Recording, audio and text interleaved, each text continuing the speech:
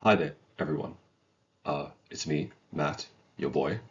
So this is your first presentation for your economics module, shall we call it, for KZN training.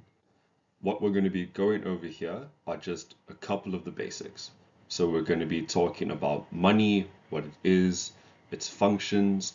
We're going to be looking at international trade, a couple of the interesting ideas there. Then we're going to be looking at specialization and the division of labor. And finally, just a brief touch on supply and demand, how it works, some market factors here and there. Remember, this is meant to be ingested in conjunction with all of the preceding content. So all of the stuff that is going to come after this is to build on top of it, and so on and so on. So remember, like the information that you get now isn't just the be all and end all. It is meant to be ingested cumulatively with everything in all of your economics presentations that you will receive to give you guys like as broad an understanding as is possible. Cool. First and foremost, why do we care about economics? Specifically in debating. First and foremost, it's because we get economics motions, right? You get motions that are explicitly related to some sort of economic concepts and require you to have an understanding of economics in order to debate them effectively. Moreover, economics actually allows you to analyze a wide array of complex motions. This is because a lot of the concepts that drive things like social policy, that drive things like international relations, are very often underpinned by some sort of economic concept.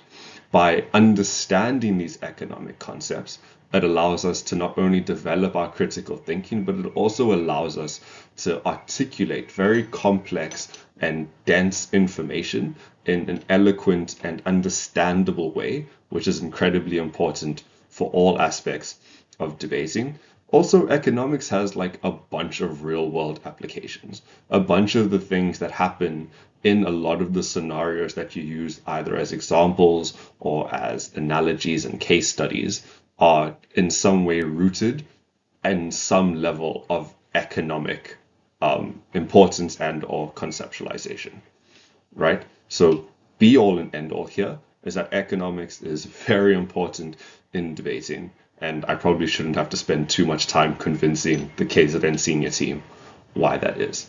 Cool. So, first topic, money. What is money? Money is a widely accepted and standardized medium of exchange that facilitates transactions, trade, and economic activities. Money has evolved over time from simple barter systems. I have three goats, you have 4 bags of wheat, I will give you 1 goat for 2 bags of wheat.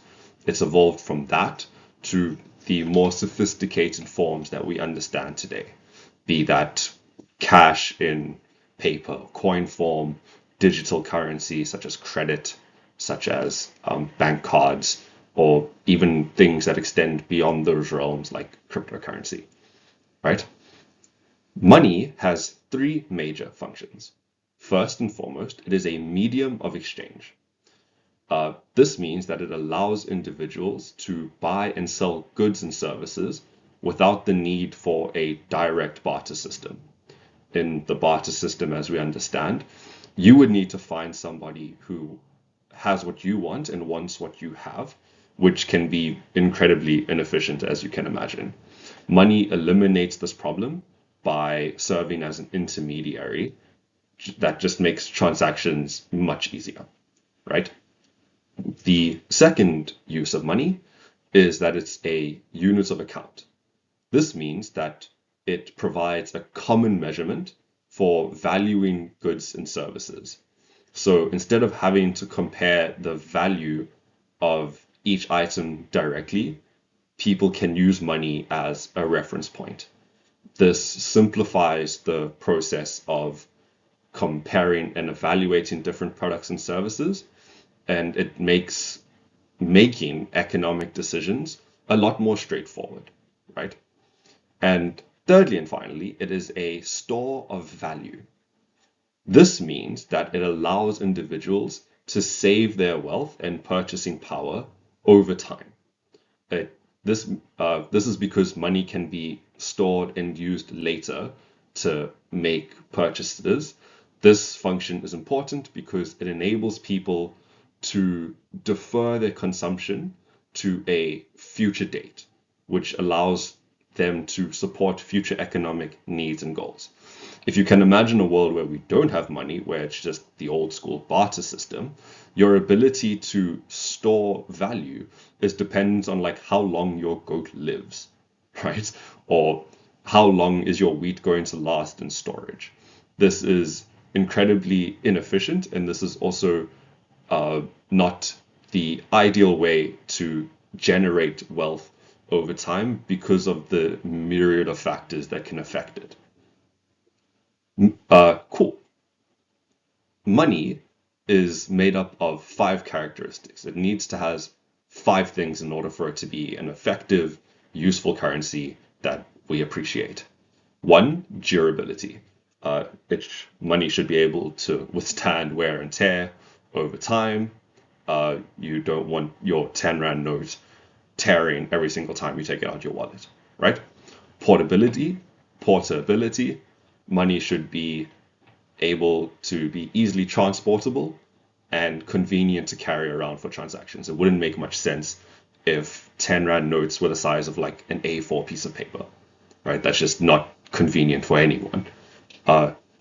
Money needs to be divisible.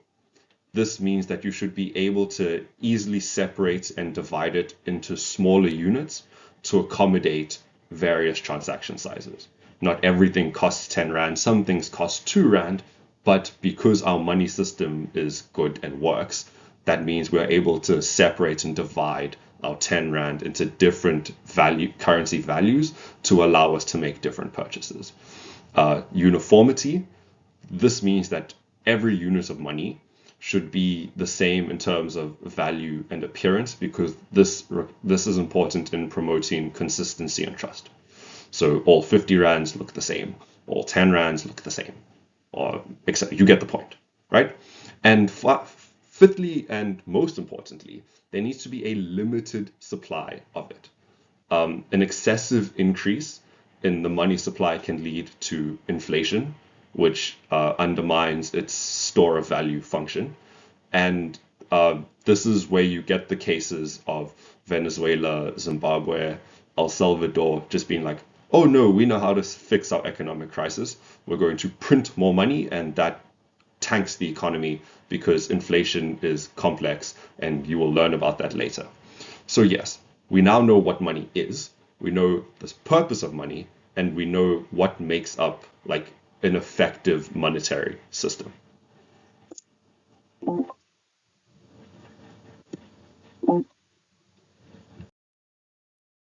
Cool. So now we're going to talk about the importance that a stable currency plays in facilitating international trade, right? It does so in a bunch of different ways, but let's just sum it down into a few key points. First is that it allows for predictable value and smooth transactions. When engaging in cross-border trade, businesses need to establish prices for their goods and services. A stable currency ensures that the value of the money remains relatively constant over time. This predictability allows businesses to set prices in their local currency and have confidence that these prices will hold their value in terms of their relation to foreign currencies. This reduces the risk of sudden changes in currency value affecting the profitability of trade deals. It allows for increased confidence and trust.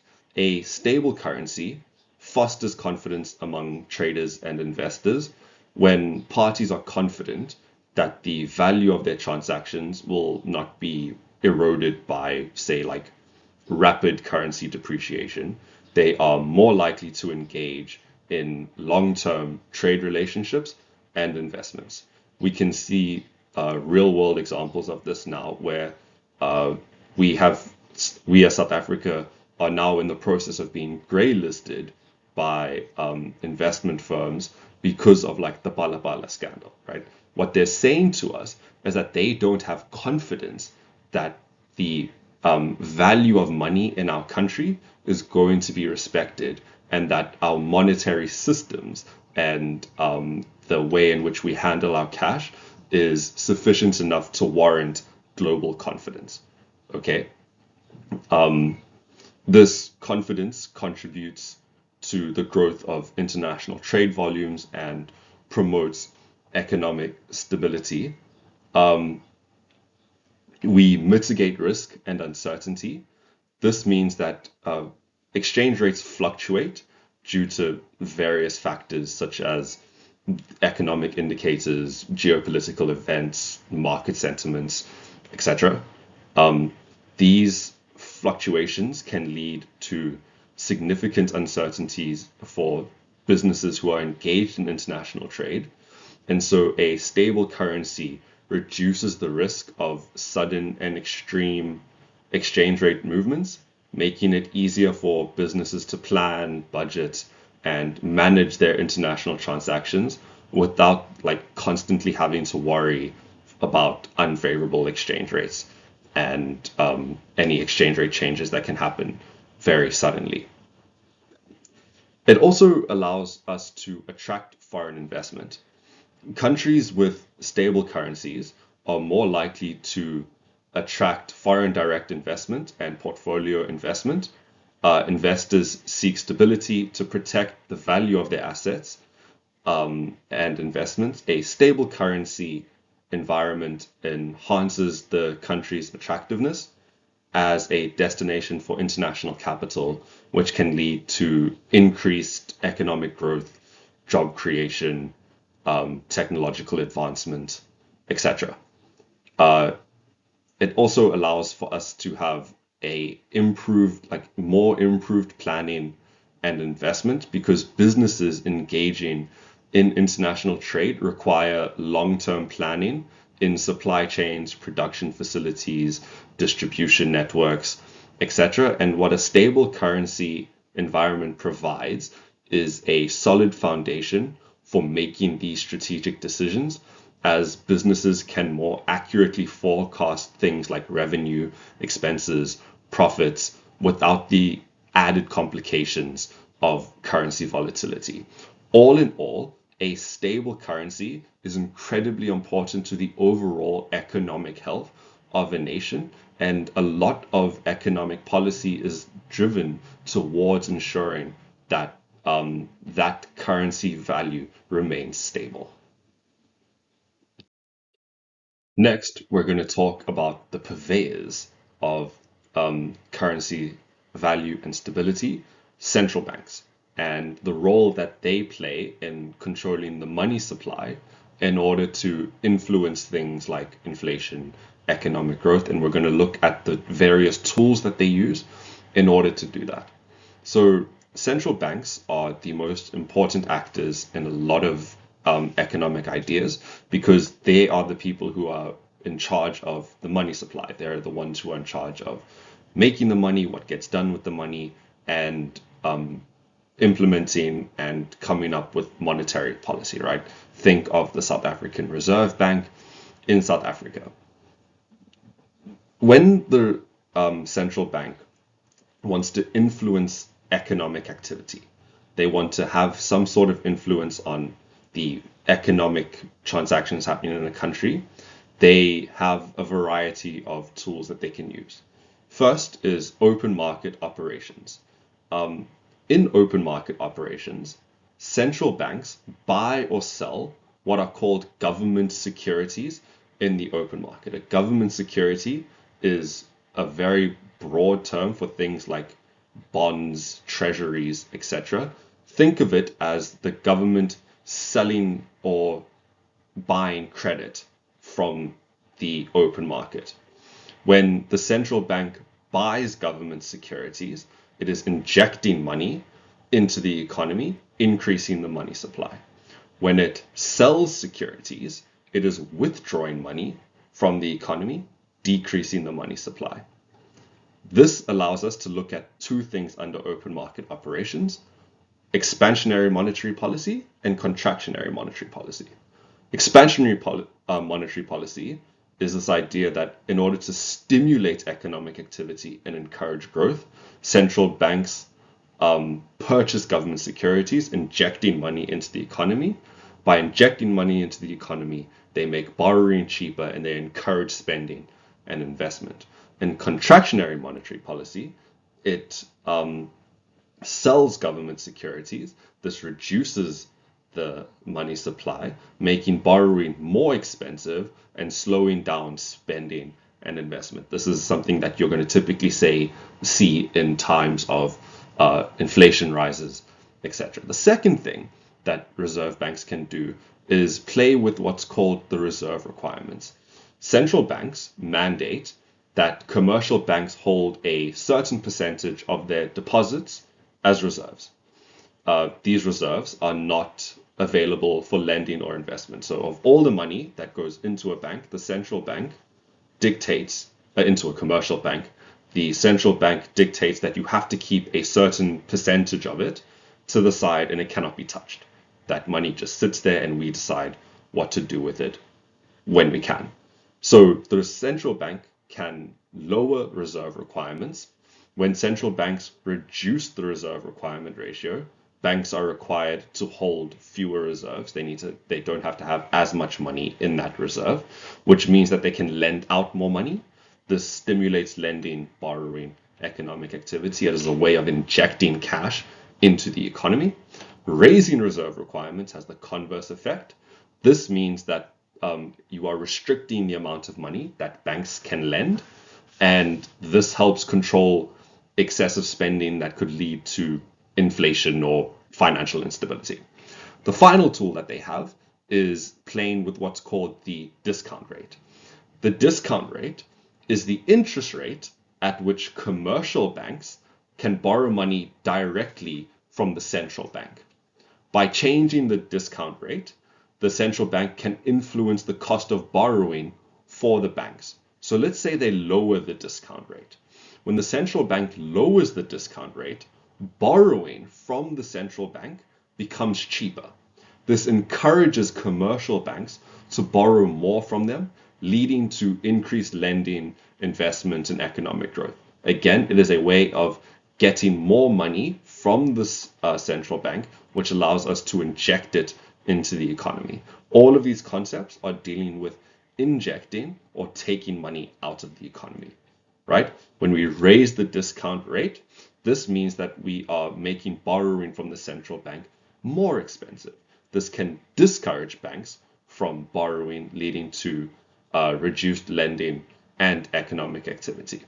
The relationship between money supply, inflation, and economic growth is incredibly complex. You will be getting further conversations about this later on in future presentations, but just to touch on it, with regards to inflation, as there's an increase in the money supply, this can lead to a higher demand for goods and services because people have more money with them. This potentially causes prices to rise, and thus you are contributing to some sort of inflationary change, right? Conversely, decreasing the supply of money in the economy can help control inflation by reducing overall demand. With regards to economic growth, an adequate money supply is necessary to support all economic activity. This makes sense, right? In order for us to go and do things such as buy stuff, we need to have the money to do it. Too much money can lead to inflation, while too little can constrain growth. The central bank's job is to maintain a balance that supports a sustainable economic expansion without causing runaway inflation. Central banks are incredibly important. They make a bunch of important decisions, and these are just like a couple of the main tools that they can use in order to influence economic activity. Cool. Now we're going to be talking about international trade. International trade refers to the exchange of goods, services, and capital across national borders. It allows countries to specialize in producing the goods and services in which they have the comparative advantage while benefiting from trading with other countries for items which they might not be able to produce or are less efficient in producing. Okay? The first thing that we're going to talk about here is this idea of comparative advantage. Comparative advantage is a principle that states a country should specialize in producing the goods or services that it can produce at a lower opportunity cost compared to other countries. Opportunity cost is a word that you hear a bunch in economics, and opportunity cost refers to the value of the next best alternative that you forego when you make a choice. So let's put this into example. Let's say you as a country only produce two things. You produce wheat and clothes. Let's say that you as a country are much more efficient in producing wheat. Your decision to produce wheat comes with the opportunity cost of producing clothes. So the opportunity cost in this case is the value of our alternative, clothes, that we forego when we make the decision to specialize in wheat. Okay? So let's expand this example even further. Let's say we now have two countries who both only produce clothes and wheat, country A and country B. In country A, they are much more efficient at producing wheat compared to producing cloth, while clothes, while country B is much more efficient in producing clothes than it is in producing wheat. This means that both countries can benefit from trading with one another because country A will be able to specialize in producing wheat and country B will be able to specialize in producing clothes. This means that that each country is able to allocate its resources much more efficiently and produce more overall, which means that ultimately they can gain more from the trade in the long term. Okay? A couple impacts on the economies of international trade. There are a bunch of impacts on economies that come with international trade, but we're just going to look at a couple very basic ones and go into them a little. One, you get increased efficiency and specialization. Countries can focus on producing goods and services in which they have that comparative advantage. This specialization leads to higher efficiency as resources are allocated to areas where they are most productive. This increased efficiency very often translates into higher overall output and economic growth, as we've touched on. Two, you get an increased variety and lower cost for consumers. Trade allows consumers to access a wider variety of goods and services, often at lower costs. Countries can import products that they do not produce efficiently domestically or at all. And this provides consumers with more choices and potentially lowering prices. Note, however, that that's not always the case, as you guys are aware. Sometimes it is more expensive when something is imported from another country. This can be for a number of factors, such as production costs, tariff costs, even things such as the economic relationship between two countries can affect that. Three, economic growth. Trade can contribute to economic growth by expanding markets for a country's goods and services. This growth can lead to job creation, higher incomes, and improved living standards. An example of this that's going on at the moment is Suriname in South America recently discovered that they have like massive oil reserves. And so now they are planning to facilitate economic growth through trading this good that they have the comparative advantage in, right? Four, technology transfer. Through trade, countries are exposed to new technologies, ideas, and practices. And this very often can lead to technological advancements and improved productivity in various industries. Five, wealth redistribution. Trade can redistribute wealth among countries. Countries that have abundant resources in one area or a comparative advantage in producing that good can generate significant export revenue, which can contribute to national wealth. However, this is not always the case. Very often, the ability for a country to benefit from the goods that it has a comparative advantage in is in direct proportion to the power that that country has in relation to other countries. So even though a lot of African countries have an overwhelming comparative advantage in producing a bunch of natural resources and a bunch of goods, because of the fact that they come from specific historical contexts, they have specific power dynamic insufficiencies in relation to the countries that they're trading with. It means that this wealth redistribution doesn't occur as frequently or as much as we would like, but I am giving you the basic economics rundown that you get taught when you go to varsity. It's all a lie, by the way. Six, global interdependence and cooperation.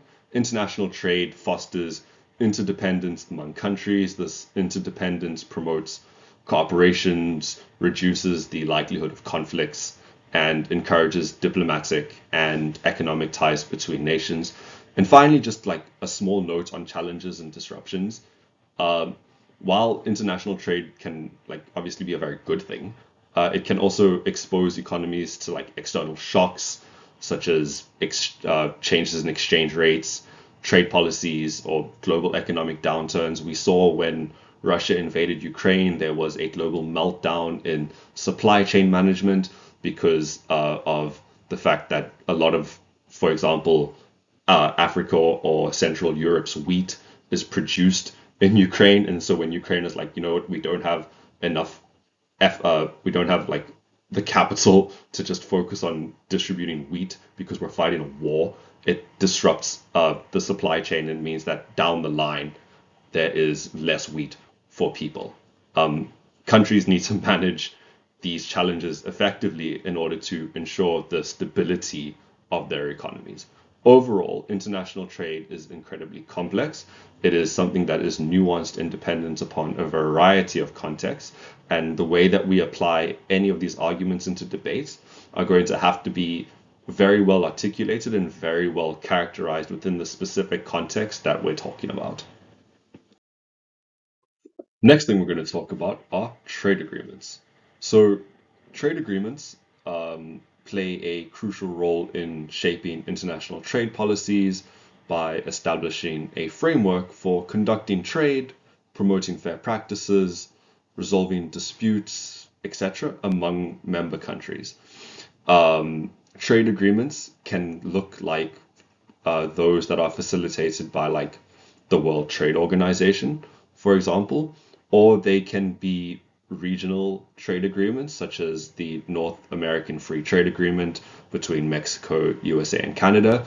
Trade agreements can also be part of larger organizational structures and economic blocs, such as the European Union having contingencies for trade agreements among member states. SADC has very similar outlines, BRICS too, that sort of thing. These agreements help to facilitate the smooth flow of goods, services, and investments across borders while trying to address the various economic, political, and social considerations. So, trade agreements have a bunch of things that they are trying to do, and they have a bunch of things that they don't do well and are criticized for. I've listed a bunch of them, as you can see on the presentation. I'm not going to go into detail and explain each one because then we will be here for years. It is contingent upon you guys to, if you don't understand and want to understand more, to do further reading, but we'll touch on a couple of the important ones.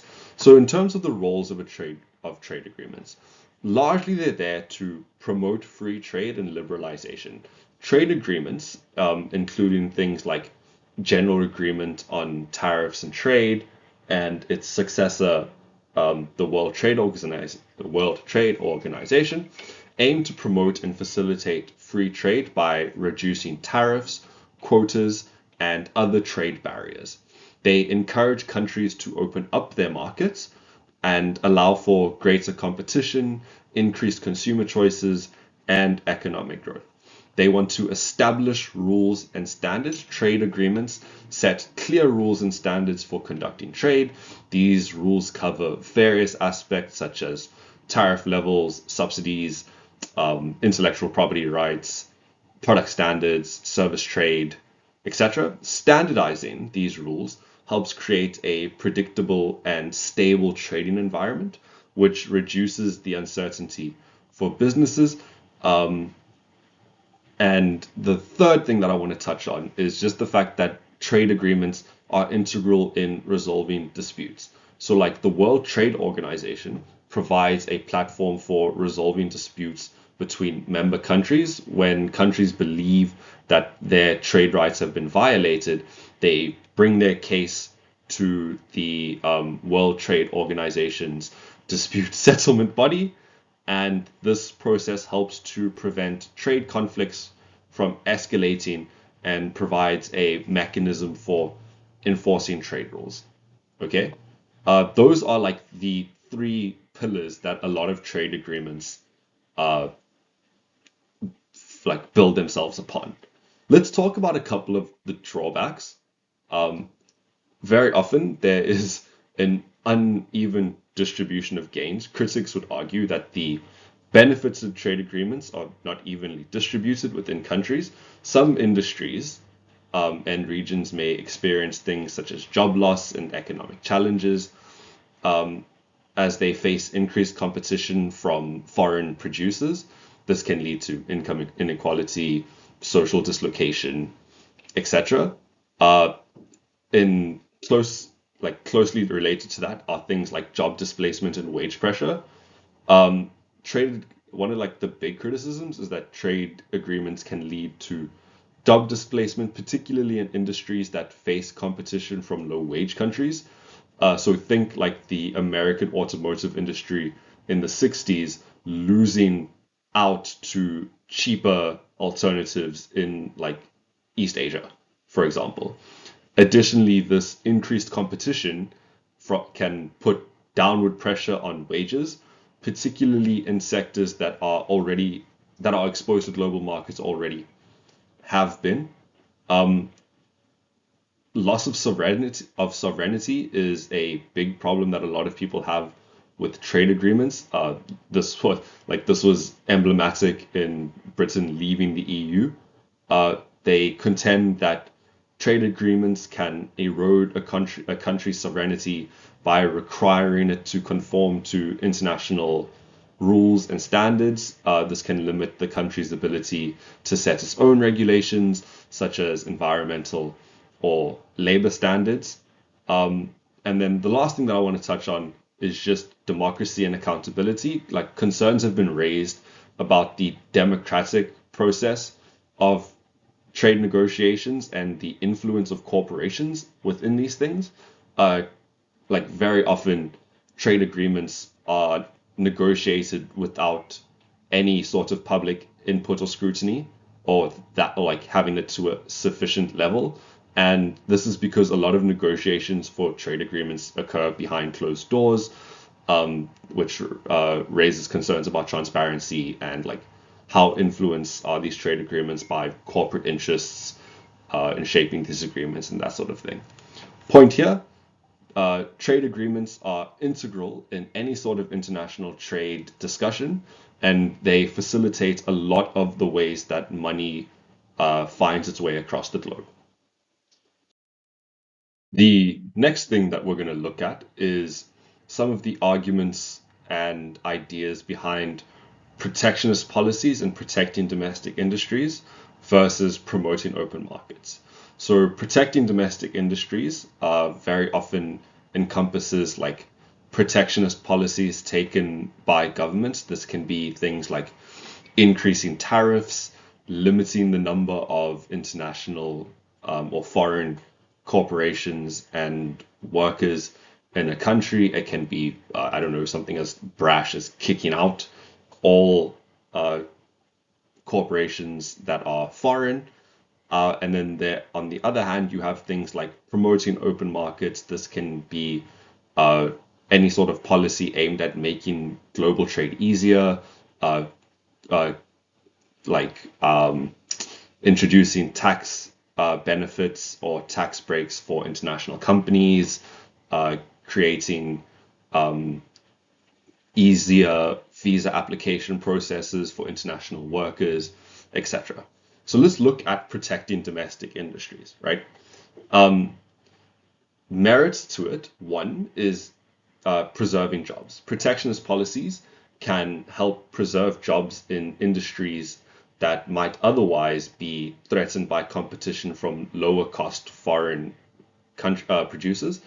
This is particularly important in sectors that are vital to things like national security, cultural identity, or strategic importance. Economic stability, shielding domestic industries from abrupt shocks due to global market volatility, can contribute to that economic stability. Over reliance on foreign goods may lead to vulnerabilities during supply chain disruptions, like we spoke about in the Ukraine example earlier. Technological development, protectionist policies can provide domestic industries with a breathing space to develop and adopt new technologies before facing intense international competition. This can lead to things like innovation, technological advancement, and finally counteracting unfair practices. Some countries engage in incredibly unfair trade practices, such as dumping goods at artificially low prices or providing heavy subsidies to their industries. Protectionist measures can serve as a response to such practices. So think about how the American government has now decided to promote and actively change rules around things like chip development and chip subsidies in order to counteract what they deem to be unfair practices in countries like China and to reduce reliance on a place like Taiwan, for example. Ethical implications of protecting domestic industries, job security. Protecting domestic industries can provide job security to the workers in that country. Okay, that's just one of the things that you will see in a lot of ecos textbooks. Um, Economic implications of protectionist policies, inefficiency. Overprotection of domestic industries can lead to inefficiencies and lack of competitiveness. Industries may become complacent and fail to adapt to changing market dynamics. Higher prices. Protective measures such as tariffs very often can lead to higher prices for consumers because imported goods become more expensive. And three, reduced global cooperation. Excessive protectionism can lead to things such as trade tensions, retaliations from trading partners, and overall reduced global cooperation. This can ultimately hinder a lot of economic growth. For this, you guys can look at the current tense situation between China and India, where a lot of things are relating to the tariffs and trade subsidies between these countries and how that is now affecting the overall geopolitical situation there. With regards to promoting open markets, four merits: efficiency and consumer choice. Open markets promote competition, which encourages efficiency and innovation. Consumers can benefit from a wider variety of goods and services at much more competitive prices. Two, global specialization. Open markets allow countries to specialize in what they do best based on their comparative advantage. This can lead to efficient resource allocation and overall economic growth. Three, access to capital and technology. Open markets attract foreign investment and facilitate the transfer of technology and knowledge across borders, contributing to economic development, uh, multinational cohesion, etc. And fourthly, peace and cooperation. Economic interdependence fostered by open markets can lead to greater political stability and the reduced likelihood of conflicts between trading partners. This was one of the driving forces behind the formation of the EU. The idea here that when we have free trade agreements between countries, we increase the reliance of countries on one another. Increase that interdependency. We overall decrease the possibility for like big conflict, for big disagreements. Ethical implications of promoting open markets, things such as global poverty reduction. Open markets can often provide opportunities for developing countries to participate in the global economy, potentially reducing poverty and improving living standards. Again, just one of the lies that you get told by economics textbooks. And you guys can think critically about whether or not that's actually true. Uh, the economic implications. One, job displacement. Open markets very often can lead to job displacements in industries unable to compete with lower cost imports, raising concerns about employment security. Two, cultural erosion. Over reliance on imported goods may erode cultural diversity and local industries that contribute to national identity. Think of how Detroit has this identity as the Motor City of America. That cultural identity eroded throughout the 60s and 70s when that industry left America to cheaper alternatives. Three, vulnerability to external shocks. An excessive reliance on foreign goods can make a country vulnerable to supply chain disruptions. Like this was even more clear by events like COVID-19, where it was just almost impossible to get things from one side of the world to the other, right? Overall, when we are weighing up protectionism and open market promotion, you need to take into account the context of the nation or state or group that is making that decision, and you need to think critically about the way that that decision is going to affect the various actors in it, with regards to the very basic economic concepts that we've covered thus far. The next section that we're going to deal with is specialization and the division of labor. So what is specialization? Specialization refers to the process by which individuals, firms, or countries focus on producing a narrow range of goods and services in which they have a comparative advantage. They do this rather than trying to produce everything they need. This is a fundamental concept that is a driver of efficiency and increased productivity in economics as a whole. As we can see, there are like a bunch of reasons about why specialization can lead to increases in efficiency and productivity, as well as a bunch of drawbacks for it. As previous, going to go through a couple of them, not everything, because then we'll be here all day. I am just trying to give you as wide array of knowledge as I can in this time. So first one is just a comparative advantage. Logically, having spoken about comparative advantage already, when we specialize in the things that we're already good at, it means that we're able to produce them at lower opportunity cost than others. When countries specialize in producing the goods or services that they are comparatively more efficient at producing, you have an overall improvement in productivity, right? Two, resource allocation.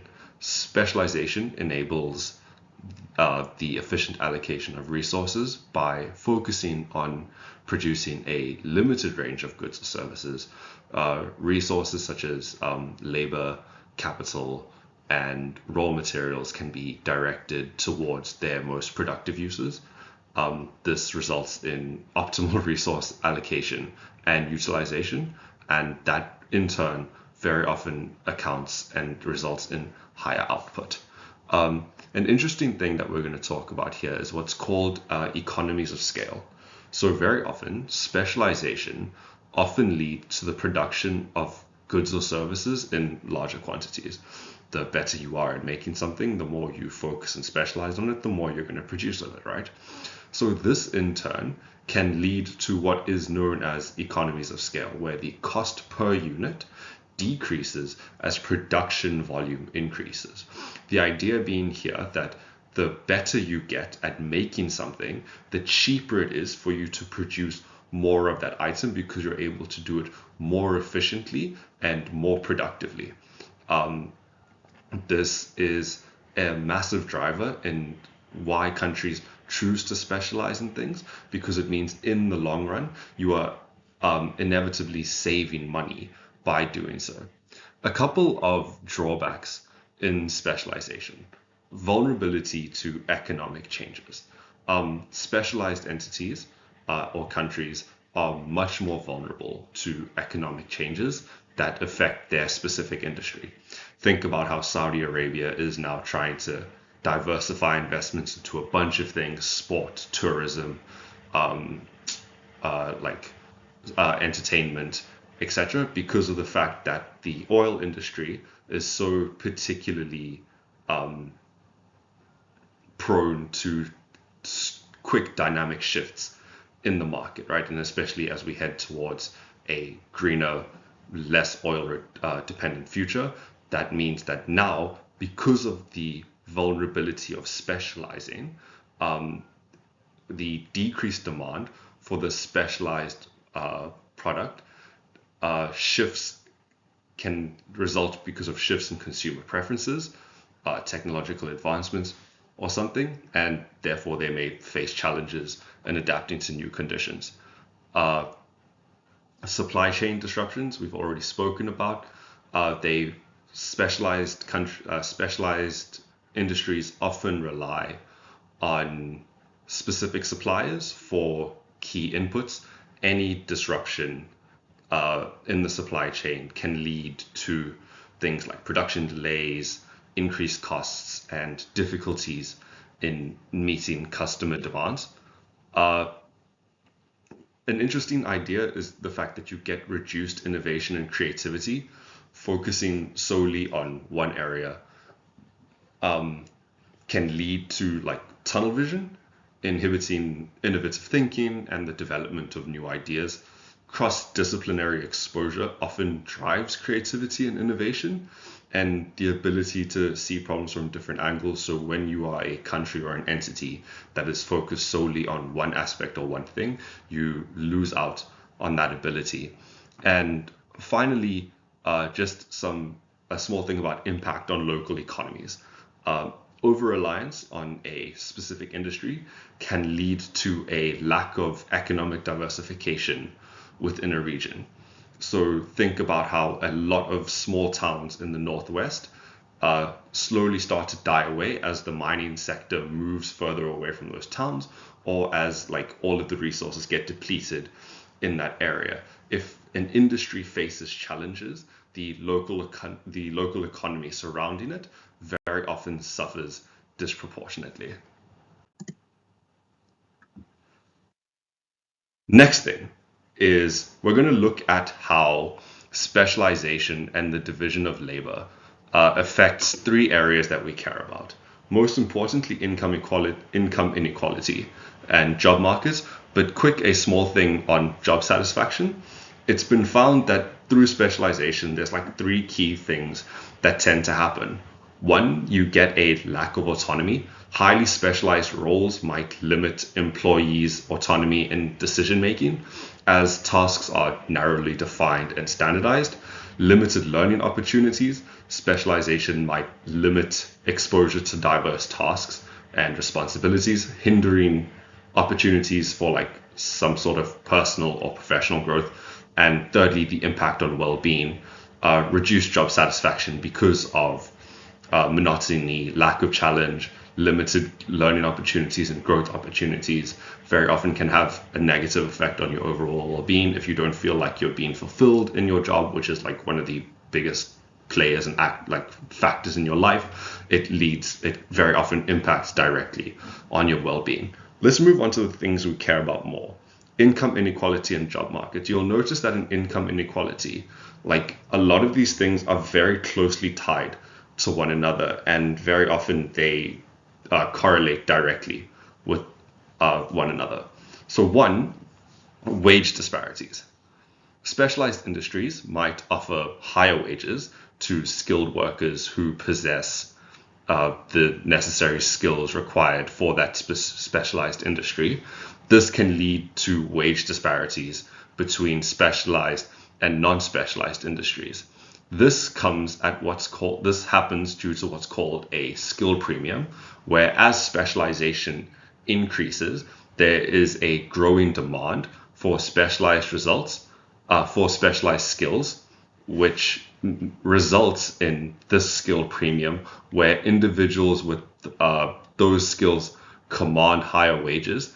That then logically in turn means that specialization can disproportionately benefit skilled workers while marginalizing non-skilled workers, widening income inequality. What's important to note there is that very often the people who have access to resources and institutions where you are able to gain these skills are coming from some sort of privileged or non-disenfranchised background, whereas the people who are going to be disproportionately affected by this skill premium wage disparity are people who are coming from poorer, less well-resourced backgrounds, right?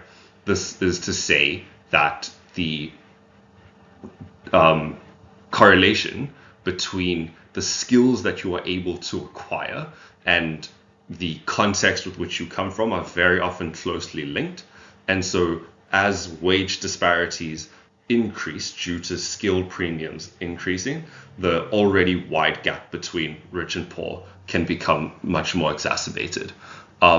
Fourth thing that is interesting to note is dual labor markets. So specialization can lead to the emergence of dual labor markets, with one segment characterized by highly skilled, well-compensated jobs, and another with low-skilled and less stable employment. You see this starting to develop in South Africa a little bit, and that's a larger discussion that's going to be had later on. And finally, tying all of this together is just global income equality. Specialization can contribute to income equality not only within countries, but also on a global scale, as countries that specialize in high value industries might benefit more than those who are specializing in industries that are now of a lower value. Job markets. Three things to note here. First, with regards to job creation and displacement. Specialization can lead to job creation in industries where entities specialize as production becomes more streamlined and efficient. However, it can also result in job displacement in industries that are less specialized or face an increased competition from imports. Shift in skill demand. Specialized industries often require workers with specific skills tailored to their tasks. This leads to a shift in demand for certain skill sets, potentially leaving individuals with outdated skills struggling to find employment. Just think about how in the past 20 years, the importance of being able to work with a computer or coding, for example, have now shifted the sorts of skills that we value in society to different things that we may not have had if there wasn't such a focus on specialization for certain things. And finally, what's called the skill mismatch. As specialization increases, there might be a mismatch between the skills demanded by specialized industries and the skills possessed by the workforce. This can lead to challenges in matching workers to appropriate jobs.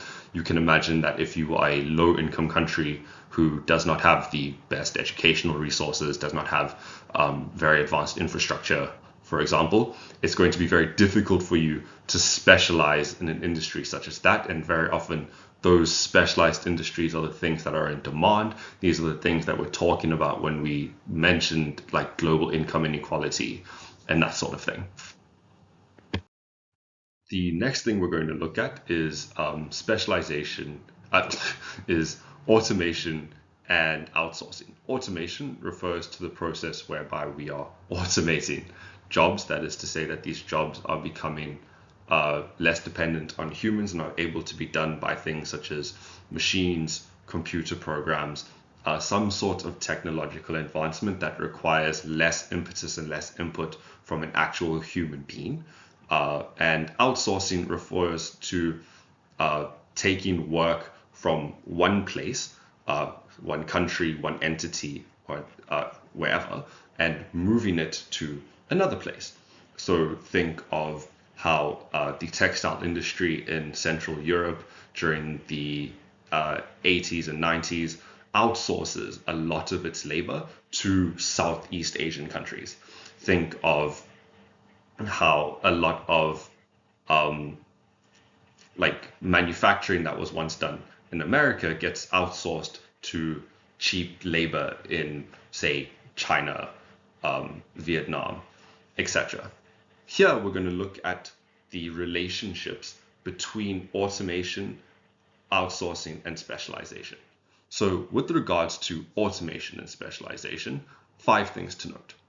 1, very often, this can lead to increased specialization. Automation allows for the precise execution of tasks and processes, leading to even greater specialization within industries. As routine and repetitive tasks are automated, workers can focus on higher value specialized tasks that require like creativity, problem solving, decision making, things that are more difficult for a machine to grasp and do effectively, or at least as effectively as a person, right? Reskilling and upskilling, this is the idea that automation often leads to the need for reskilling and diversifying the abilities of a workforce. Workers must develop skills that complement and interact with automated systems. This is like you get this whole idea now that AI isn't going to replace humans. It's going to be a tool that we use to, in conjunction with like the ways we've been doing our jobs already. It just becomes something else that we can use to do our jobs in a different, more efficient, whatever sort of way, right? This can lead to new forms of specialization focused on human-machine collaboration, which is really cool. 3, the creation of new specialized roles, very closely tied to what we just spoke about. Automation opens up opportunities for things like designing, maintaining, improving automated systems. Like as technology advances, there has to be some sort of human capital that is driving that advancement, right? So specialized roles such as robotics engineers, AI specialists, data analysts, a lot of mechatronic engineers, these roles emerge to support and enhance automated processes and industries. 4, challenges for low-skilled workers.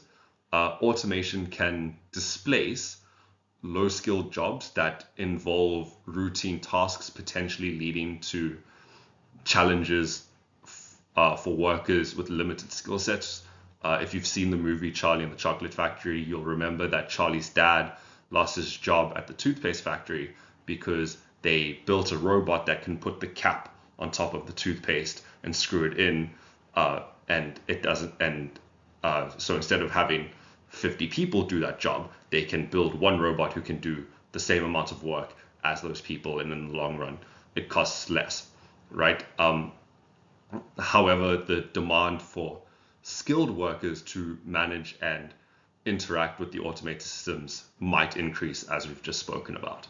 And then 5thly, Adapting to technological changes. Workers need to adapt to technological changes and learn how to collaborate effectively with automated systems. This adaptability could lead to a new kind of specialization, as we've spoken about. There's interesting conversations that are being had now as to like what is the role of government in this sort of thing? What is the role of government in protecting low skilled workers? What is the role of government in regulating automative overhauls in labor forces? And that's something that we're going to have to think about a lot more moving forward. Outsourcing and specialization. Uh, Global specialization refers to this idea that outsourcing involves the allocation of specific tasks to external parties, often in different countries. So when you look at, for example, the development of AI technology, it is not really focused on one country, but is rather a collaborative effort across many different nations. This practice can lead to global specialization, with countries focusing on things that like they have a comparative advantage on. Taiwan focusing on advanced semiconductor computer chips, countries like Austria focusing on quantum computing technology, etc. Two, diverse workforce. Outsourcing can create diverse and geographically dispersed workforces where specialized tasks are performed by individuals from different cultural and professional backgrounds.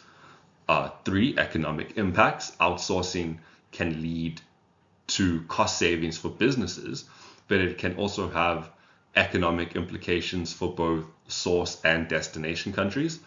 Source countries might face job losses, while destination countries might experience things like job gains, experienced specialization, etc.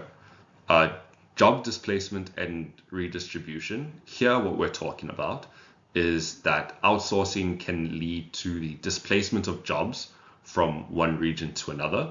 So while some jobs might be outsourced, other specialized roles relate to coordination, coordination, management, and oversight might be created, as we discussed. And finally, complex supply chains. As we can see, supply chains are like kind of an important thing in economics. Outsourcing can result in supply chains becoming increasingly more complicated, where different components of a product are manufactured in various locations. This is something that happens now when you're talking about like advanced supercomputers, for example. Very often individual components are constructed in different parts of the world, and it's actually very difficult to get all of those things together and to create this one item. And this can impact specialization and require efficient coordination in order to maintain smooth operations. Now we're just going to look at some things for outsourcing, against outsourcing, and like a couple keynotes on how they impact local economies. So why might we like the idea of outsourcing? Why is this something that we might particularly want to support? Two reasons. One, outsourcing can provide job opportunities and economic growth in countries where labor costs are lower. This can help lift people out of poverty and contribute to global development. You saw this in China. This was a large reason why you were able to uplift so many people, like millions upon millions upon millions of people, out of poverty at such a rapid rate, is because there was the global opportunity that allowed for China to capitalize on its cheap workforce and allowed for that cheap workforce to contribute to the development of the country. Second thing that we might like is efficiency and innovation. Outsourcing can allow companies to focus on their core competencies while outsourcing non-core functions to specialists. This can lead to increased efficiency and innovations in the larger global economy. Some reasons why we might not like outsourcing, why it might not be like, the most Gucci thing in the world. job displacement. Uh, Outsourcing very often can lead to job losses in source countries, particularly in industries that are heavily outsourced. This can contribute to unemployment and economic uncertainty for affected workers. We've already spoken about Detroit, or like the mass exodus of manufacturing from Western countries to cheaper, less developed nations such as Southeast Asia, etc. And two, you can get the exploitation of labor. In some cases, I would argue a lot of cases, outsourcing can result in poor working conditions, low wages, inadequate rights in destination countries. We've all heard of sweatshops. We've all heard of the horrible conditions like your iPhone is built in, right? This raises concerns about the ethical treatment of workers when outsourced, because very often the way up there is like conditions for workers and workers' rights, and keeping that workforce as a cheap alternative that is desirable to outside countries, right? And governments or labor industries or private industries very often are going to side with the one and not the other. Let's look at the impact on local economies. Two possible positive impacts. Outsourcing can lead to economic growth. Outsourcing can attract foreign direct investment and stimulate local economies by providing job opportunities and contributing to local supply chains. It can also lead to skills development, whereby there is skills transfer as local workers collaborate with international partners, potentially enhancing local expertise. Right? There can also be negative impacts in the sense that there is dependency or an over reliance on outsourced industries can make local economies vulnerable to global market fluctuations, leading to instability during economic downturns. So think about how a lot of African countries are dependent on Ukrainian wheat. When you are dependent on Ukrainian wheat and Ukraine gets invaded by Russia, difficult to get that wheat, difficult to produce bread, difficult to do things with wheat, right? Or you can get loss of control. Outsourcing can mean that certain key functions are managed by external entities or nations, reducing the local control over important aspects of the economy, right? A country that is not able to produce natural gas has a lot of reliance on countries like Qatar, for example, right? You lose the control over certain decisions because they are simply not in your hands. They are in the hands of the people that you have outsourced parts of the economy to. Cool. Now let's look at our final section, which is supply and demand. The law of supply and demand is a fundamental concept in economics that explains how prices and the quantities of goods and services are determined in a market economy. It describes the relationship between the availability of a product, its supply, and the desire or demand for that product among consumers. This law is a cornerstone of all market interactions and plays like an incredibly pivotal role in setting equilibrium prices and quantities. So let's talk about like a couple key points. The law of supply. The law of supply states that all else being equal, the quantity supplied of a good or service will increase as its price increases, and vice versa. In other words, producers are more willing to produce and offer more of a product when the prices are higher because it becomes more profitable for them to do so. Law of demand. The law of demand states that all else being equal, the quantity demanded of a good or a service will increase as its price decreases, and vice versa. In simpler terms, when the price of a product decreases, consumers tend to buy more of it. And when the price increases, we tend to buy less of it. For us to understand supply and demand, we basically just need to understand the graph that's on this slide, right? We can see that as the supply curve quantity increases, the price increases. As the demand curve price decreases, as the demand curve decreases, the the quantity purchased does the inverse, right? Basically, just learn the graph. The graph is the easiest explanation of supply and demand. As the price increases, the quantity supplied increases. As price decreases, quantity demanded increases. That's what we just discussed. Next thing we have to talk about is equilibrium price and quantity. The equilibrium price and quantity occur at the intersection of the supply and demand curves in a market.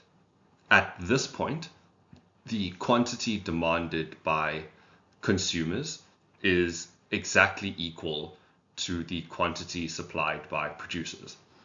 This balance is what is referred to as market equilibrium, and changes in either demand or supply can shift that equilibrium point, resulting in changes to both price and quantity. What are the roles in determining prices and quantity? One, price determination. When supply and demand are in equilibrium, the market price is set at the point where the quantity demanded matches the quantity supplied. If demand increases while supply remains constant, the price tends to rise. If supply increases while demand remains constant, the price tends to fall. Just think about shifting those lines up or down, dependent on if supply is increasing, if demand is increasing, and what happens to the price as a result of that. Two, quantity determination. The equilibrium price also determines the quantity bought and sold in the market. So when supply and demand are balanced, the market is able to reach an efficient allocation of resources that is maximizing both the producer and consumer output, right? Third thing that we're going to talk about are price signals. When there are changes in supply and demand, this can create price signals that guide producers and consumers. Like, for example, an increase in demand might signal producers to increase output and consumers to reduce consumption due to higher prices. That is to say that we are able to use prices as a measure, or like a signal to what is going to happen to supply and demand. Fourthly, market adjustments. If there's a shortage of, say, like excess demand in the market, prices tend to rise, signaling to producers that they can increase output. Conversely, if there's a surplus, when we have an excess supply, the prices tend to fall, which signals to producers that they can reduce production. And finally, allocation of resources. The law of supply and demand is essentially all about guiding the allocation of resources. It's about the idea that higher prices attract more producers to enter the market, leading to increased supply, which allows for producers to keep up with the demand. Or on the other hand, lower prices discourage production and can lead to resource allocation to other more desirable markets, industries, etc. Let's just talk quickly about surpluses and shortages, and then some market forces related to that. Okay, so before reaching an equilibrium, the market may experience a surplus or a shortage. So when we're talking about a surplus, we're talking about the if the price is above the equilibrium price, the quantity supplied exceeds the quantity demanded. This leads to a surplus, right? There are more things that are being produced than people want, so we have a surplus of those things. Producers find it hard to sell their goods, and competition may force prices down until equilibrium is reached. Okay? In the case of a shortage, if the price is below the equilibrium price, the quantity demanded exceeds the quantity supplied, causing a shortage, right? We want more things than we have. There is a shortage of those things. Consumers are willing to pay more to obtain the scarce product, which often leads to prices rising to the equilibrium point. Market forces are a lot of the things, like market forces are what we're talking about when we're talking about like mechanisms that are used to eliminate surpluses and shortages and move towards the equilibrium in the market that we desire. So in the case of, say, there's a surplus, producers will lower the prices to entice consumers to buy more, thus reducing the surplus. And in the case of a shortage, consumers may bid up the prices to secure the limited supply, which encourages producers to increase the supply until the shortage is resolved.